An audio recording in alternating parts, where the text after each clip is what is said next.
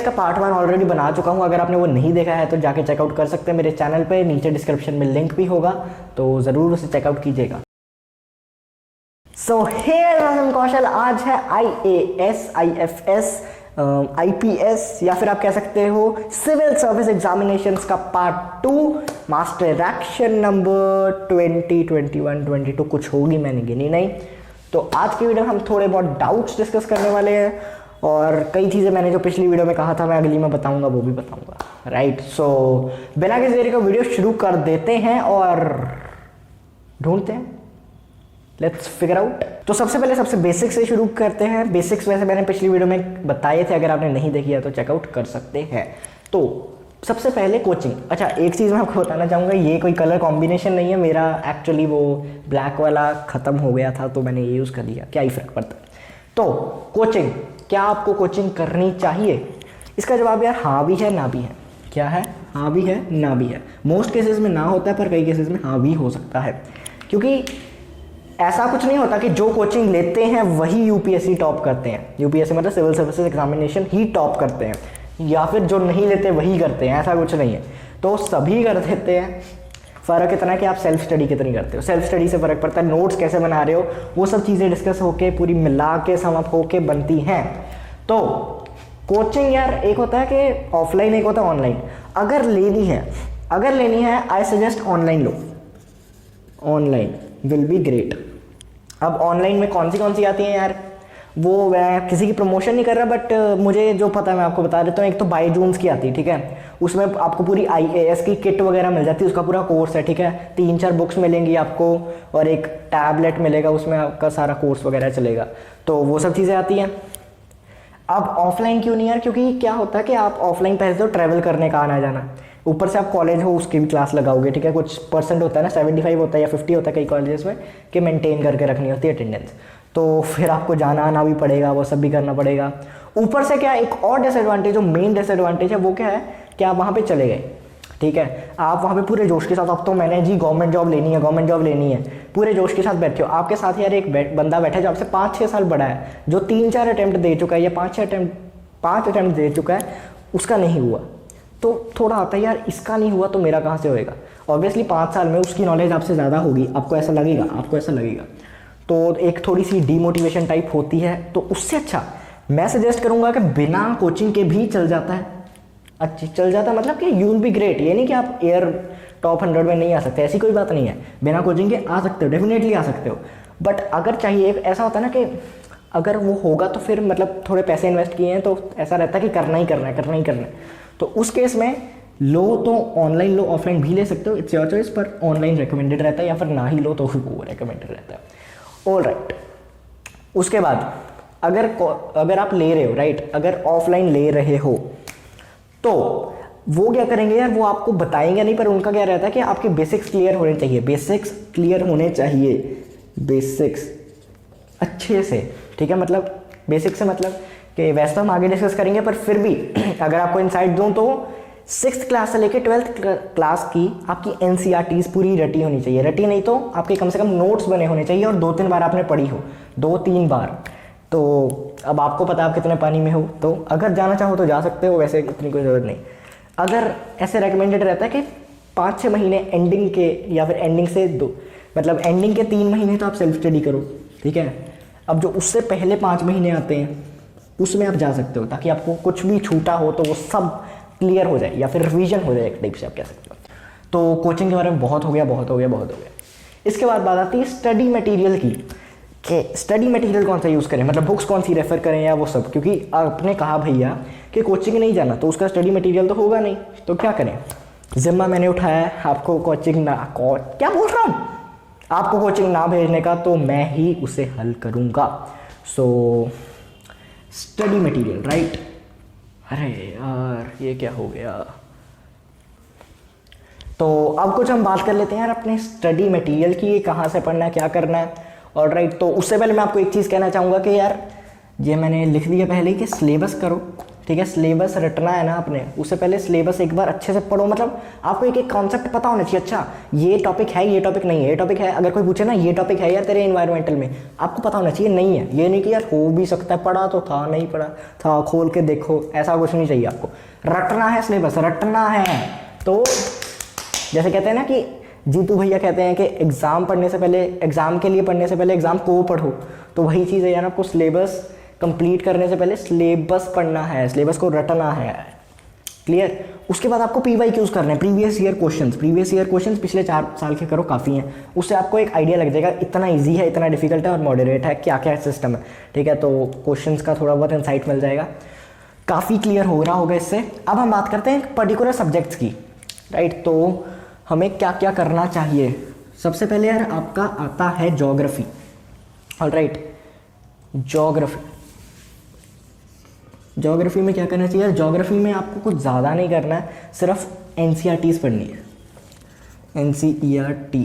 NCERTs होता है वैसे NCERTs कहते हैं। तो ज्योग्राफी में NCERTs आप कहाँ से कहाँ तक करनी है, आपको 6 to 12th करनी पड़ेगी, या काफ़ी मुश्किल लग रहा होगा, बट जिन बुक्स को हमने अभी देखा ही नहीं, हमने इग्नोर मारा, एग्जाम से 1-2 दिन पहले पढ़ा, फिर उसे साइड पे रख दिया, उसे पढ़ना पड़ेगा, पूरा रटना पड़ेगा, पढ़ना तो पड़ेगा यार।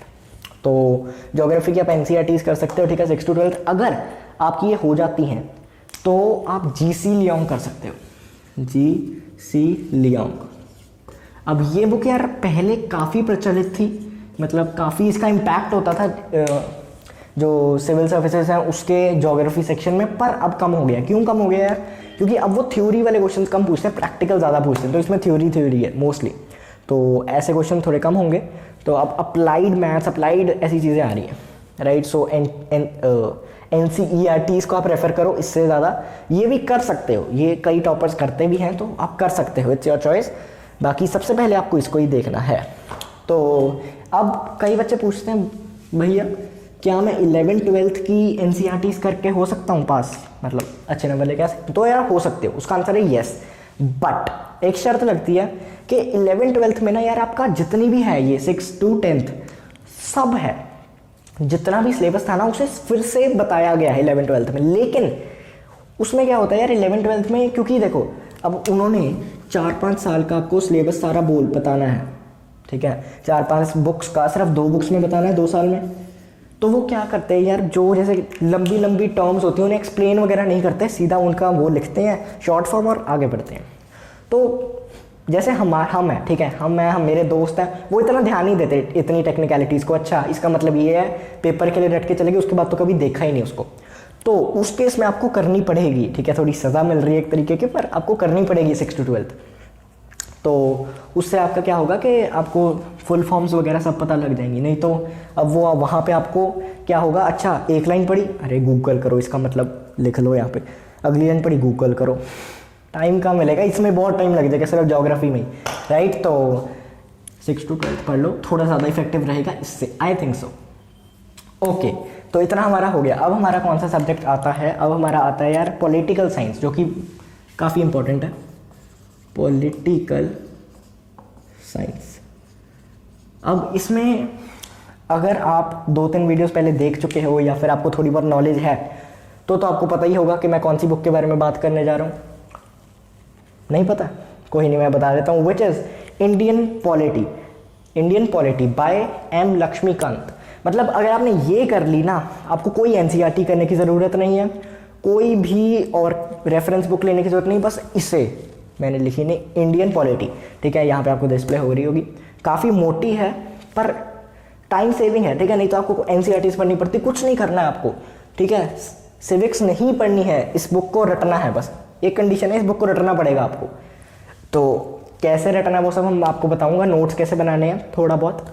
तो रटना है, एक चीज़ समझ लेना कि जैसे 5 महीने पहले एग्ज़ाम से जो आखिरी के 5 महीने आते हैं ना, जैसे फॉर एग्जांपल अभी एग्ज़ाम है तो आपको जून से लेके या पहले से, जब भी मैंने काउंट नहीं किया, आपको क्या करना है, उसे 8 बार रिवाइज मारना है, पूरी किताब 8 बार पढ़नी है। थोड़ा लग रहा होगा अरे यार ये क्या कह दिया भैया, पर अभी देखते जाओ, इससे भी बहुत कुछ ज़्यादा आएगा। तो 5 महीने में 8 बार पढ़नी है, ये नहीं कि 8 बार पढ़नी है, 5 महीने में 8 बार। उससे पहले कितनी रिवाइज मारनी है, नोट्स बनाने, वो सब क्या करना है वो अभी बताऊंगा आपको। बट आई होप आपको इतना क्लियर हो रहा होगा। अब इसके साथ आप यार स्टिकी नोट्स भी लगा सकते हो, जैसे कि फॉर एग्जांपल फार्मर्स के बिल आया, तो अगर पॉलिटिकल साइंस की उस बुक में कोई ऐसी चैप्टर डेडिकेटेड है इस चीज़ को, तो आप क्या कर सकते हो, स्टिकी नोट बनाओ, वहाँ पे लगा दो। अगली बार जब आप रीड करोगे ना उसको, तो आपको उसको कंपेयर कर सकते हो उस पेज के साथ। अच्छा यहाँ पे ये दिया हुआ है और हुआ ये, तो ये सही हुआ ये गलत हुआ, आपको थोड़ा कंपैरिजन में दिखने लग जाएगा। ठीक है, तो अपनी हैंड राइटिंग में थोड़ा समझ भी ज़्यादा आता है, तभी तो नोट्स बनते हैं। उसके बाद अगला सब्जेक्ट आता है हमारे पास हिस्ट्री। अब हिस्ट्री में भी काफ़ी प्रजातियाँ हैं, जैसे कि एंशियंट आती है, ठीक है, मेडिवियल आती है और मॉडर्न आती है। अब एंशियंट में क्या होगा यार, आपकी AC/BC AD/BC आएगी। वैसे मैं हमेशा AC बंद करके, फ़ैन बंद करके बनाता हूँ, ताकि आपको नॉइज़ की ज़्यादा डिस्टर्बेंस ना हो। अगर आपको नहीं होती, आपको थोड़ा लगता है कि यार ये बंदा थोड़ा कुछ कर रहा है, लाइक कर देना वीडियो को। ओके, तो एंशियंट, अब एंशियंट कहाँ से पढ़ सकते हैं यार, आपकी ओल्ड NCERTs आती हैं, ठीक है, आप उनको रेफ़र करो, उनको करोगे तो काफ़ी होगा। बट अगर आप और उसकी जगह कोई सब्सटीट्यूशन देखना चाहते हो, ओल्ड NCERTs, अगर उसकी जगह देखना है तो यार आपका तमिलनाडु बोर्ड की ना जो बुक्स होती हैं उनको रेफ़र करो। अब तमिलनाडु बोर्ड की क्यों, क्योंकि वहाँ पे अभी भी ये सब पढ़ाया जाता है, हमारे थोड़ा कम है, उस लेवल का नहीं, राइट। सो तमिलनाडु बोर्ड की जो बुक्स हैं उनको अब वो ऐसे नहीं मिलेगी। अब मैं जैसे फॉर एग्जांपल कहीं हम जाते हैं, हम उनसे मांगे कि हमें पंजाब बोर्ड की बुक्स दे दो, वहाँ पे नहीं होंगी अवेलेबल, ना ही आपको ऑनलाइन मिलेंगी, ठीक है, अमेज़ॉन पे सर्च करके देख लेना, नहीं मिलेगी ऑब्वियसली आपको। तो अब तमिलनाडु तो नहीं जाओगे ना लेने, तो क्या होता है कि अगर आप UPSC वगैरह हो तो आप दोस्त किसी को पता होगा, अगर वो भी है तो वो मोस्टली या तो NCERT से पढ़े होंगे या फिर इनकी फ़ोटोकॉपीज़ मिल जाती हैं, ठीक है, तो उसकी फ़ोटोकॉपी लो, पढ़ते जाओ। अब ये आपको कहाँ से मिलेंगी, if you are in Delhi, मैंने भी किसी वीडियो में देखा था करोल बाग से मिल जाती हैं। अब बाकी मुझे नहीं पता कि बाकी कम जगह ही मिलती हैं, तो पर करोल बाग से मिल जाती है। अगर आप नॉर्थ में हो तो आपके लिए काफ़ी अच्छा है। अब बात करते हैं मेडिवियल की, इसमें सिर्फ ओल्ड NCERTs ही हैं और कोई मुकाबला है नहीं, ठीक है, ये कर सकते हो। बट अगर मेडिवियल की बात करें तो आपको ज़रूरत नहीं है इतना बर्डन देने की, इसमें थोड़ा ज़्यादा होगा इससे, तो ज़रूरत है नहीं तो क्यों करें, क्योंकि इसका बहुत कम प्रपोर्शन आएगा हिस्ट्री में, ठीक है। अगर आप लगाओ इसका 45% और इसका 50%, इसका 5% मुश्किल से आएगा, तो आपको इन दोनों पे ज़्यादा स्ट्रेस देना है, इस पर कोई दिक्कत वाली बात है नहीं।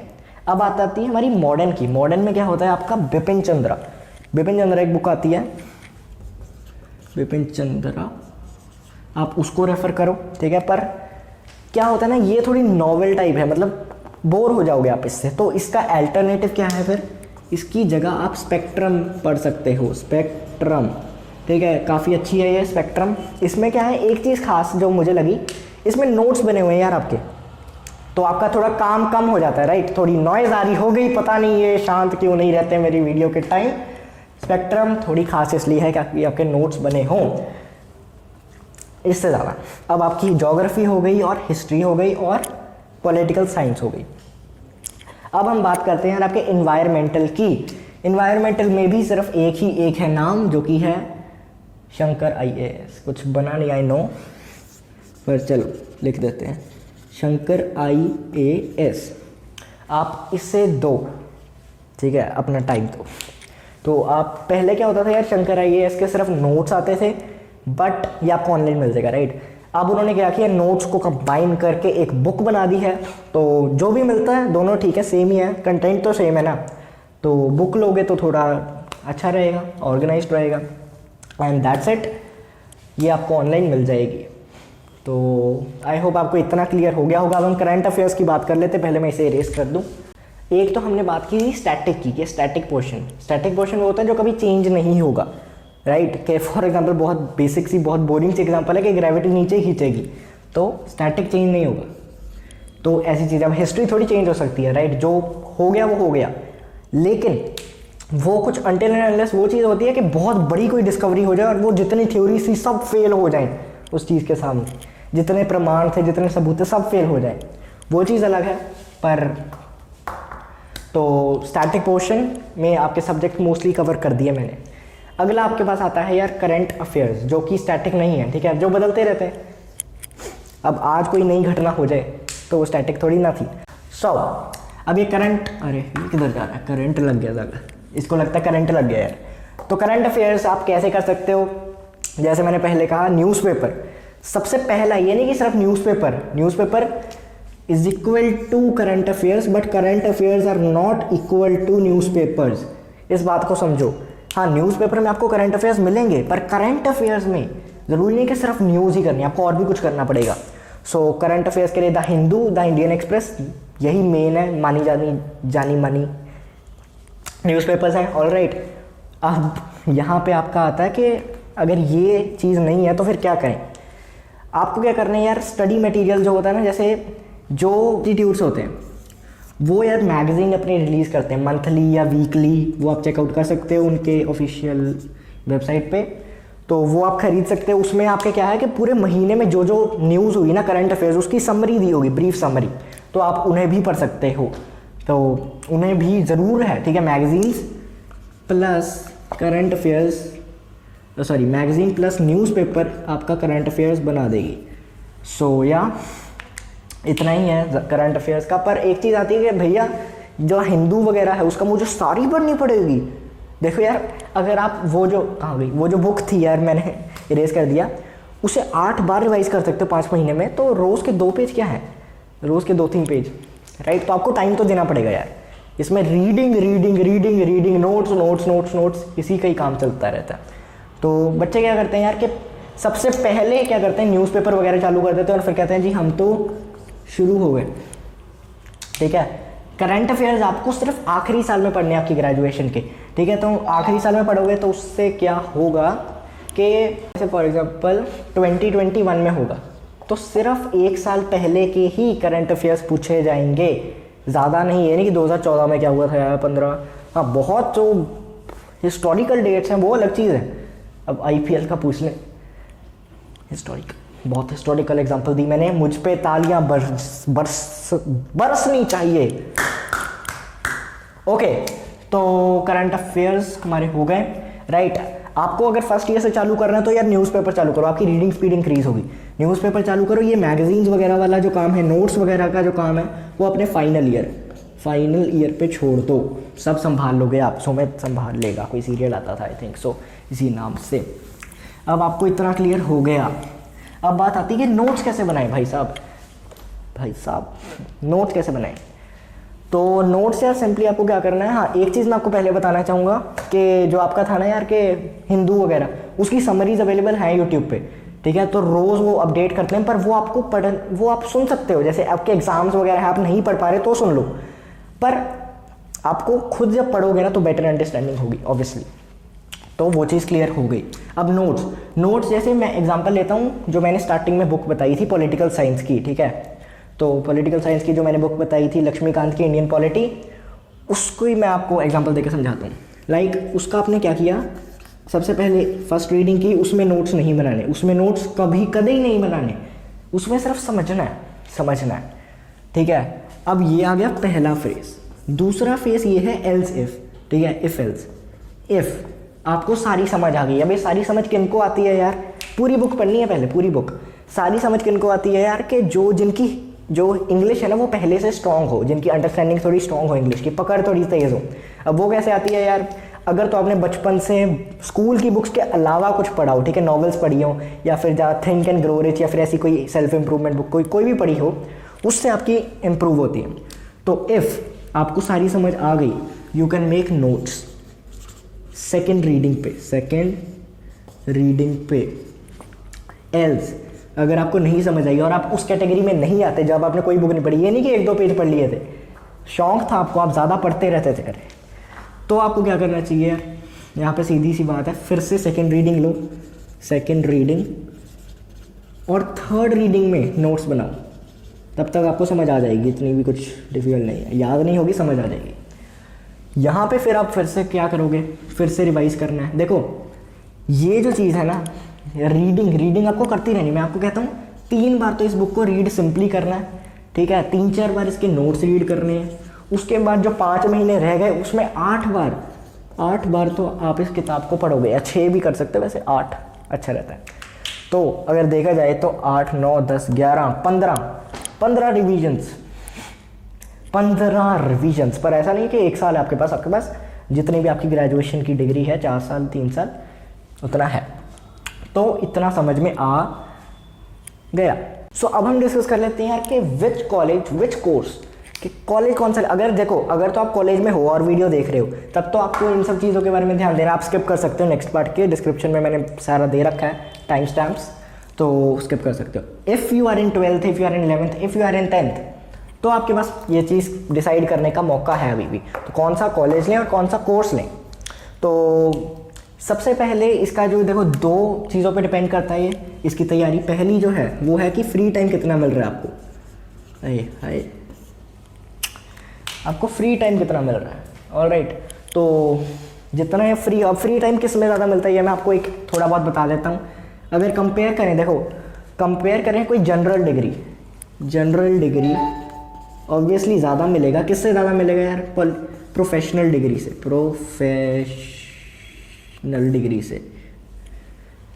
ये भी ख़त्म हो गया यार। तो जनरल डिग्री क्या होती है आपकी, उसके बाद आपको जॉब मिले ना मिले कुछ पक्का नहीं। जैसे फॉर एग्जांपल बीकॉम हो गई आपकी, और लगा लो बीए हो गई, ठीक है, बीएससी कर लिया आपने फिजिक्स केमिस्ट्री में किस में, तो कुछ ऐसा नहीं है कि जॉब मिलेगी।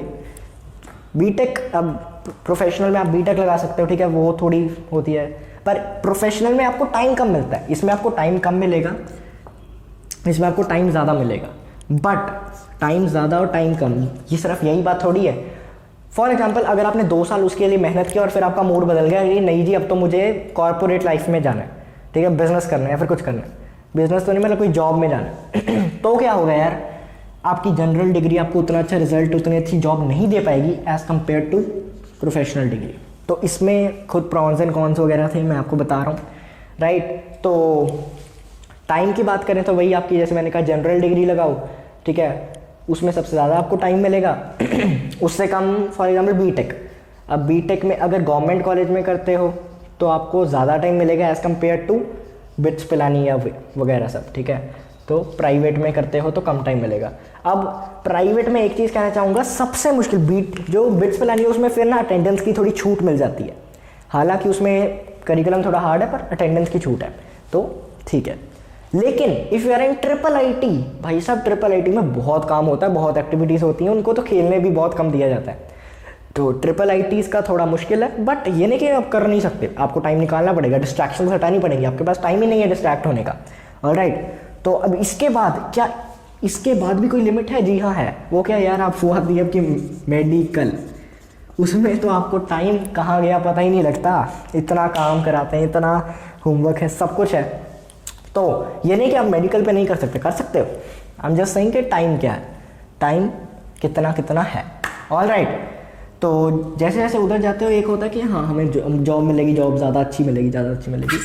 तो इतना आपको क्लियर हो गया होगा। खुशखबरी गाइस, मुझे मेरा एक पूरा भरा हुआ मिल गया है, ठीक है, मार्कर। Congratulations to me. अब बात करते हैं आखिरी एक इंपॉर्टेंट चीज़ की, जो कि प्रेफरेंसेस, जो कि मैंने पिछली वीडियो में नहीं बताई थी। प्रेफरेंसेस, हो सकता है स्पेलिंग गलत हो, देखो यार मैं इंग्लिश दूर। सो अब ये जो प्रेफरेंसेस हैं, ये क्या चीज़ है यार? जैसे फॉर एग्जांपल आपको एक फॉर्म दिया जाता है, उसमें आपको सेलेक्ट करना होता है कि देखो भाई मैं तो हूँ दिल्ली का, मुझे जॉब चाहिए दिल्ली में, पहली प्रेफरेंस है मेरी दिल्ली। उसके बाद मेरी क्या प्रेफरेंस रहेगी, उसके बाद जैसे मैं हरियाणा जा सकता हूँ, पंजाब आ सकता हूँ, नहीं तो मुझे आप भेज दो मुंबई, वहाँ पे लाइफ अच्छी है, बेंगलोर भेज दो। तो अपना है, ठीक है। तो एक तो ये प्रेफरेंस होती है। दूसरी प्रेफरेंस आपको मिलती है कि अच्छा सबसे पहले आईएएस, या आप चूज़ करते हो, ठीक है। मैं सबसे पहले अगर प्रेफरेंस दूंगा आईएएस में जाने का, अगर उसमें नहीं हुआ तो आईएफएस में जाऊंगा, अगर उसमें भी नहीं हुआ तो मैं जाऊंगा आईपीएस में, लेट्स से, ठीक है। ये होता है Indian foreign exchange, Indian administration services और पुलिस सर्विस, आपको समझ आ गया। तो ये सब चीज़ें होती हैं। अब ये आपके अकॉर्डिंग होता है, ठीक है, आपको किस चीज़ में इंटरेस्ट है वो सब आप खुद अपना तय कर सकते हो। प्रेफरेंसेस आपको फॉर्म दिया जाता है, ये आपको बताना ज़रूरी था, पिछली वीडियो में मैं बताना भूल गया था, सो सॉरी एंड ओके। तो इतना आपको क्लियर हो गया होगा। टिप्स मैं बीच बीच में दे दी थी, ये नोट्स लिखना, नोट्स वाली टिप्स थी, तो सब हो गए। ऑलराइट, सो अगर आपको वीडियो हेल्पफुल लगी हो तो इस वीडियो को अपने दोस्तों के साथ जो यूपीएससी देना चाहते हैं उनके साथ शेयर ज़रूर कीजिएगा, और मेरी जो ये मास्टर एक्शन प्लेलिस्ट है इसे भी तो अगर आपने खुद ही नहीं देखी है तो पहले खुद भी देख सकते हो, यहाँ पे आपको आ रहा होगा। ऑलराइट, सो या that is it for today guys. अगर आपको वीडियो अच्छी लगी हो तो जैसे मैंने कहा शेयर ज़रूर कर दीजिएगा, एंड अगर और ऐसा कंटेंट चाहिए तो सब्सक्राइब कर लीजिएगा। अगर ट्राई करोगे तो ही आएगा, बैठे रहोगे तो सर के ऊपर से निकल जाएगा। नमस्ते, जय हिंद।